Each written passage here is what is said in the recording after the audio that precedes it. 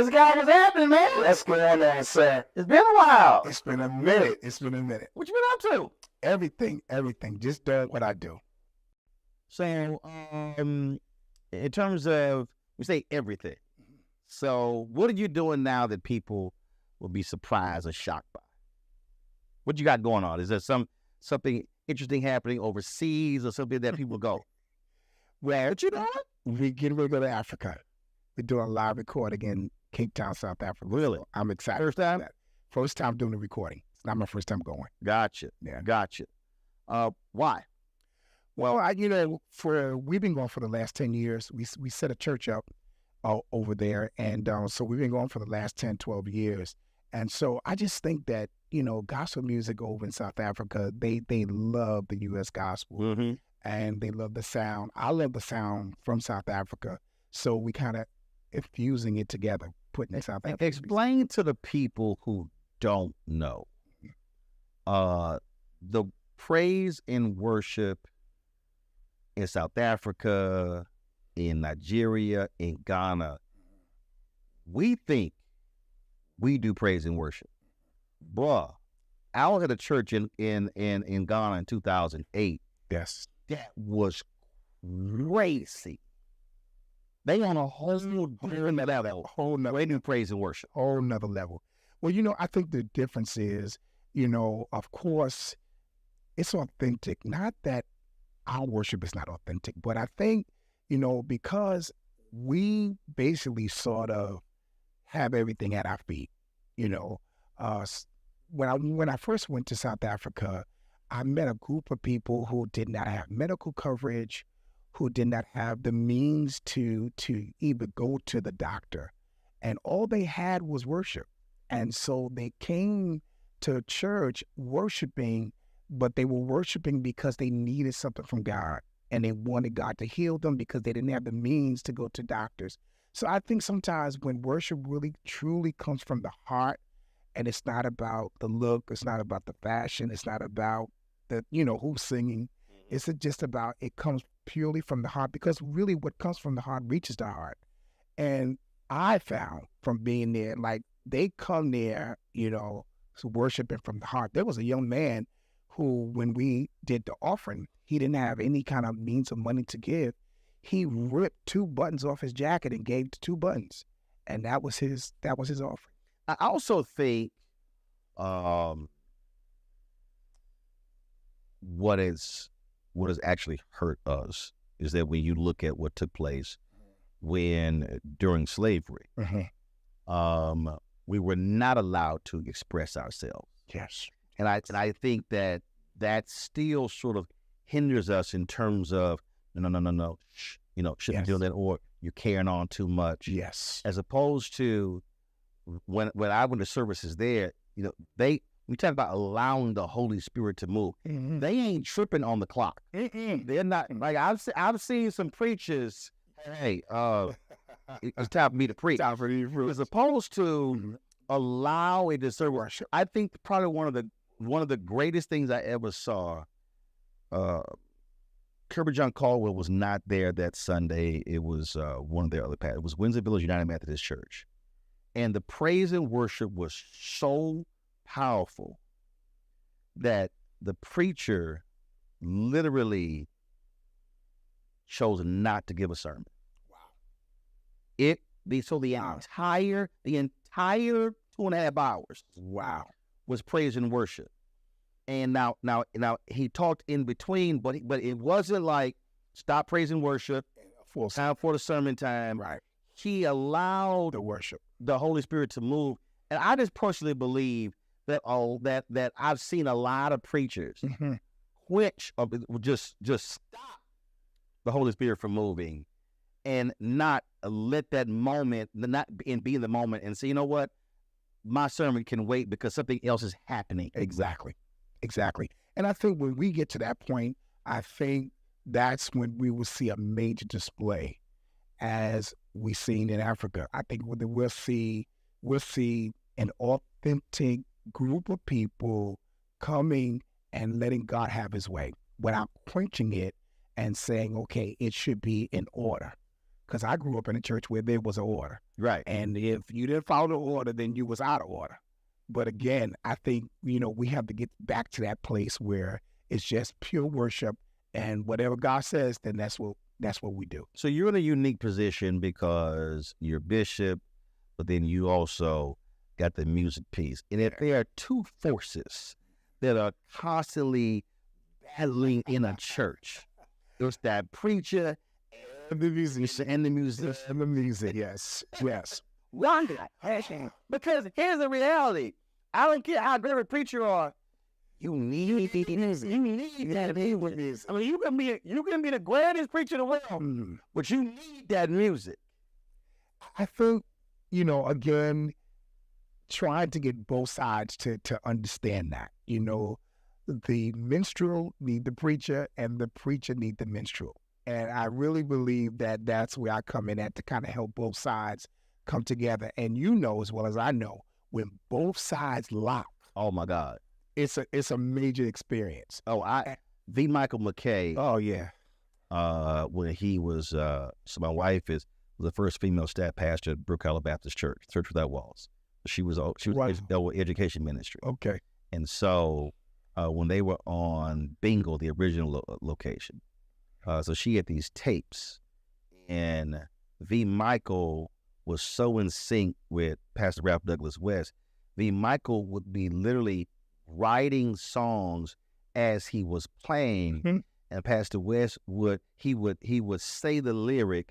Pastor West, who could also sing, would say it as well, and it was sort of just like this, just back and forth, and it was just perfect. And you're right, when those two forces collide, That's right. good, That's right. oh, it's something powerful. But when they collide for bad, It can be a disaster. It will be a disaster. And the worship will go down, the sermon will go down, the music will go down. But when they come together as one force, and when they collide, like you said, I think that it's powerful. And of course, because the enemy knows that, he will always keep friction between the minstrel and the preacher. talk about this shift that we have seen take place during COVID. And I've said this many times. COVID was awful. It was miserable. It was hard to deal with. But if there was a silver lining during COVID, it forced a lot of Black churches to have to change. Yes. Many of them, they hated live streaming. They didn't want cameras, nothing. I had more preachers calling me Roland, you've been doing this, trying to figure out what cameras to buy, what switchers to buy. And many of them realized that they were benefiting, that there were people who were visiting their church who weren't even in their states, who were even out of the country. And so COVID forced a lot of Black churches to have to catch up, as opposed to what we call that 15-year gap between Black churches and everybody else. I agree. I agree. We talk about this all the time. Even myself, it helped me to catch up. And although I'm in the music, side of things as well, I've always in my head, my job was to preach to the community where my church is and to get the community to be involved in the church. And again, my mindset was there for years, but COVID helped me to understand that there will be people that can't get to where my church is, get to the community in which the church is located. And, I've never even considered having members from other cities, from other countries. And Tylers. Never even considered that until COVID hit. So I think that COVID was an eye-opener to all of us, especially the Black church. We needed to advance, and we needed to understand that there will be people that will be attracted to us outside of our city and would want to be a part. And so we had to expand what we were doing. I think it's also because I think so many preachers were taught, fill the seats. Yes. I had this conversation with a lot of HBCU presidents, and a lot of HBCU alumni were saying, hey, we need to get people back to campus. And I remember I was talking to South Carolina State alumni. I said, no, you don't. Right. many HBCUs have infrastructure issues. They don't have the dormitory capacity. I said, there are people who want to go to your school. They can't travel to South Carolina. That's right. I said, how many alumni chapters y'all have? They said like 39. I said, you could be creating your communal experience in your cities, but they still go to your school. And the president was like, brother, thank you for saying that. Because they were so fixated on buildings when he was saying, no, we can actually grow the university, right, and folk not even step foot on the campus. And I think that's when you're so trained to, I got to see people, I got to see them sitting in the pews without realizing that they're out there and they're giving, they're tithing, they're involving. It's reaching them in a totally different way. It blew my mind when I looked at the numbers that I have online as opposed to what's actually in the church. And it's like, you have double or triple the numbers online than you do in church. Right. And so it's like, and if your mission is to spread the gospel, it's supposed to be our mission, right? Yeah. I think, sometimes God have to really push us in deep water. Sometimes we can get stuck where we are. And sometimes God's like, I need to move the church along. So, I'm going to have to do something to move you along. And I really believe that that's what COVID did for us. Speaking of moving along, when you look at this tour, the 17th annual McDonald's tour, and then when you look at the roster of artists and you look at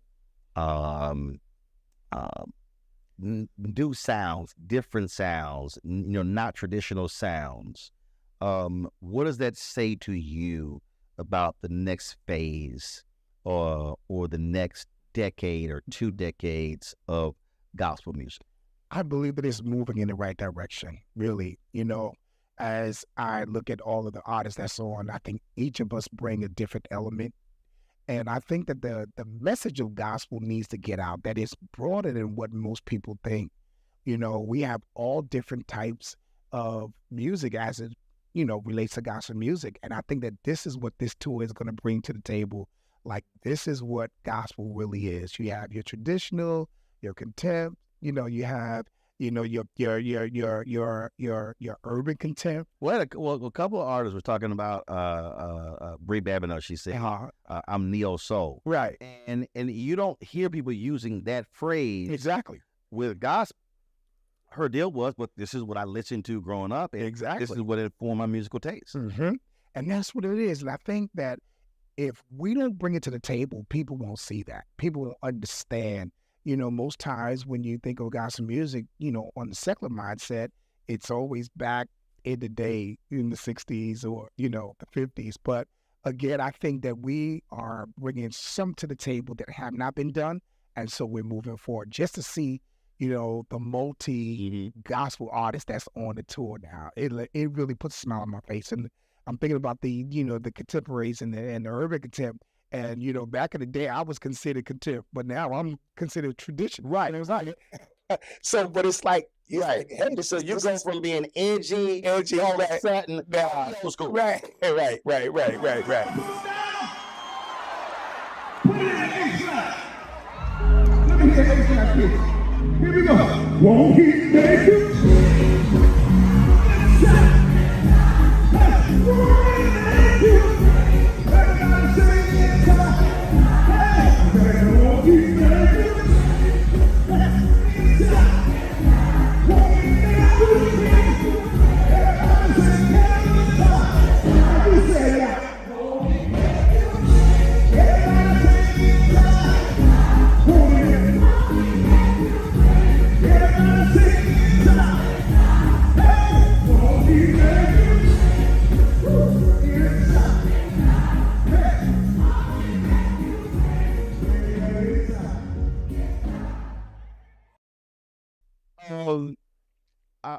I've asked many secular artists this. I've asked comedians this. Different cities bring different energy. And I'm not going to ask you about the 6 cities, but of all the places you go in the United States, is there a particular city that they bring it when you perform? Is there one that just, lot of great folk, but when you hit that city, I got to bring some fire because they are ready to praise God? I got to say Chicago. Really? I really have to just say Chicago. When you come, so when you come to Chicago, you got to bring it. You got to bring it because Chicago is a quiet town. Like, you can't mention quiet and not mention Chicago. So when you come to Chicago, like when we come to Chicago, we be on our A game because they come in because they want to hear that quiet sound. They want the energy, and they want the energy that they feel and they see every single Sunday. And so when we come, we bring it and we try to bring it a notch higher. Right. Yeah. So have there been times when they were like, "But," and you had to look at that crowd like, "Hey, I'm really John. We gonna have to like switch that order because we gonna have to play something else because they ain't feeling it." Yes, that has happened. That has happened on several occasions.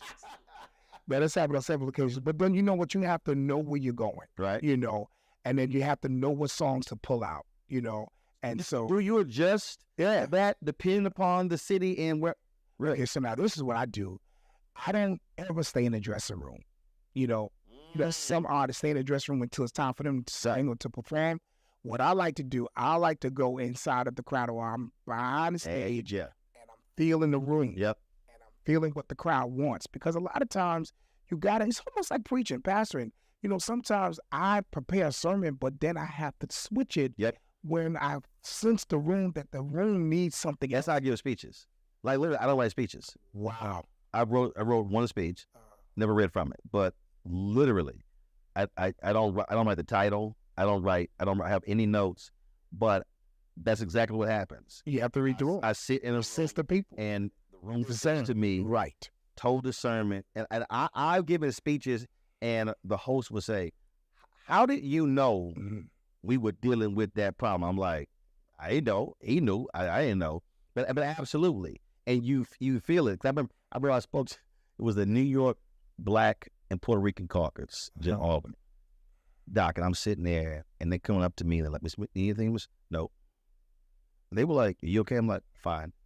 But it was like I felt it, and I was like, I need to get to that mic. It was, and I'm talking about. I was like, I didn't want to talk to nobody. Mm-hmm. I didn't eat anything. And I was like, but when I get to them, I got something to say to these people.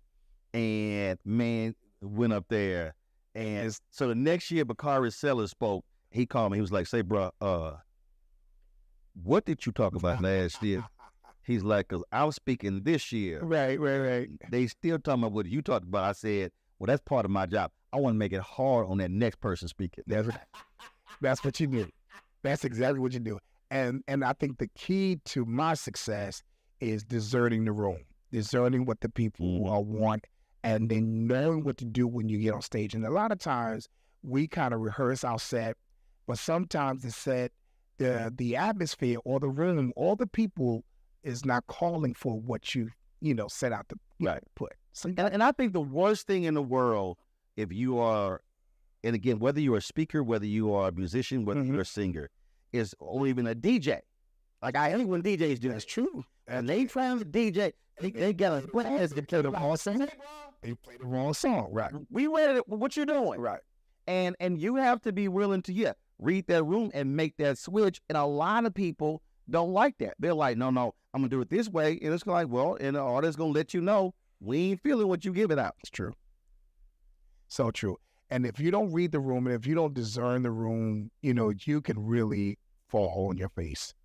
And, but I think it's important to read the room and to kind of know the atmosphere. Right. And then you can kind of put the songs out. And I think, if most people would do that, I think we have better concerts. You've done stuff written for other performers with other people.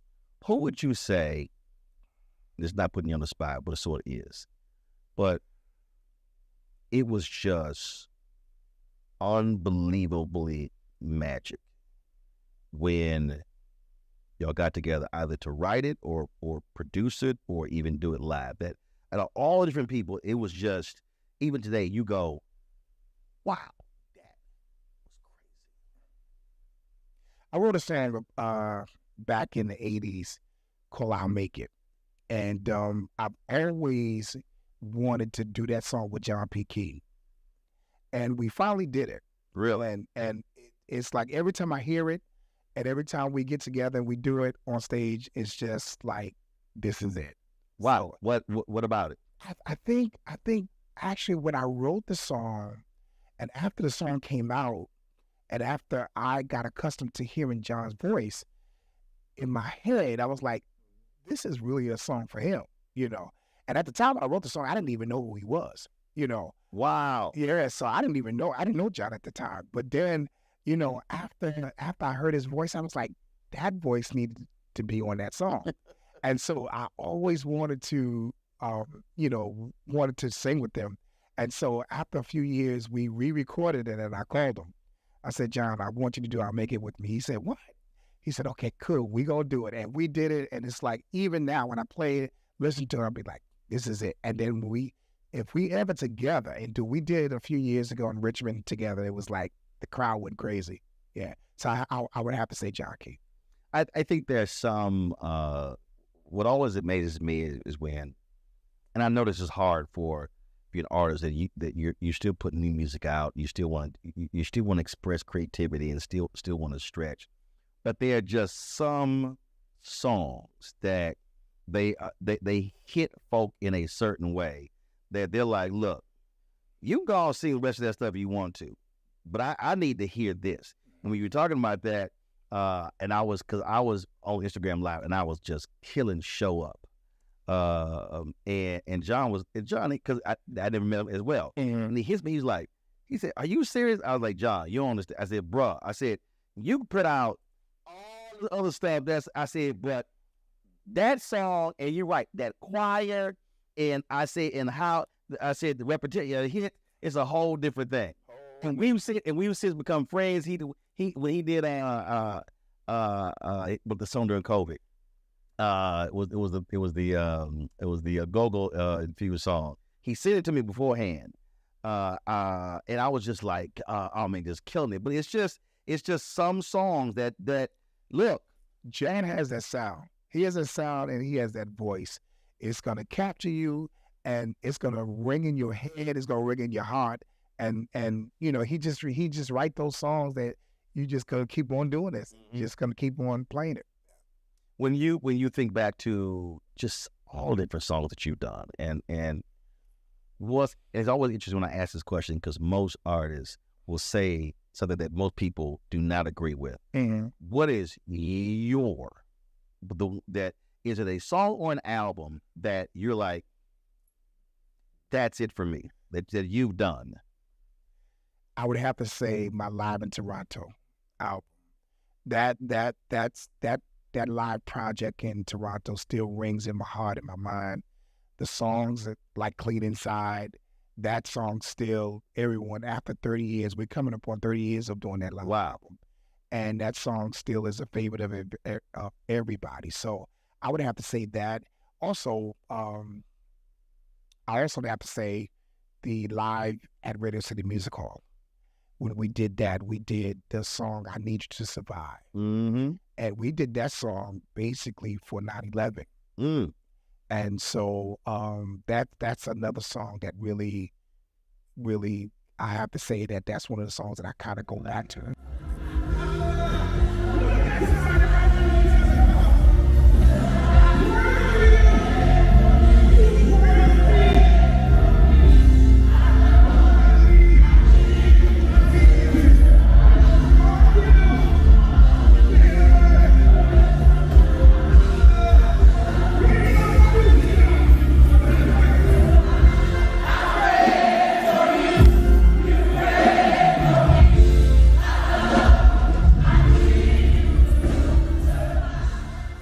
Why is live so much more different with gospel than any other art form? Well, I think it captures the essence of who we are. You know, sometimes in the studio, when you do studio records, you can't really get that feel. Bishop Ronald Brown has that song where he goes, I don't want the studio sound. I want a church sound. Exactly. So that's really what that's all about. It's getting that because, you know, when you're in the studio, you kind of just become professional. And when you're in church, you just kind of relax and you just do it. Right. And I think that's really what most times I want people to feel that. So McDonald's has done this again for 17 years, in 6 cities. What do you want someone who's coming to one of these concerts? What do you want them to feel when they get back in that car or get on that bus or that train and go home? I want them to be amazed at the variety of gospel music. I want them to walk away feeling like I can do it, I can make it, and I am a lover of gospel music. That's really what I want. I think sometimes when we go to concerts, we leave, we're energized and, we are loving what we heard, but we really don't, leave a major impact. It's like the next day is over. Right. I want this to be a long lasting experience that every time they see anything related to McDonald's, they'll think about the gospel concert and be like, that's what I want to do. Because that's what happened to me. Back in the day, I was back in New York. We started out, as, applying to be a part of the McDonald's Gospel Fest contest. Yeah. And I started loving it from that point. McDonald's was very instrumental in pushing me to say, hey, you're a gospel artist. And so here I am, I fell in love with it from watching it, from seeing it, and then wanted to be, a part of it. Here it is, years later, I'm here. So I think that that's what, I would really want people to grab a hold of that. Like, McDonald's put me down with gospel music. Yeah. Because one thing that happens to these cities, and from the past shows that I've done with them, people from all over come.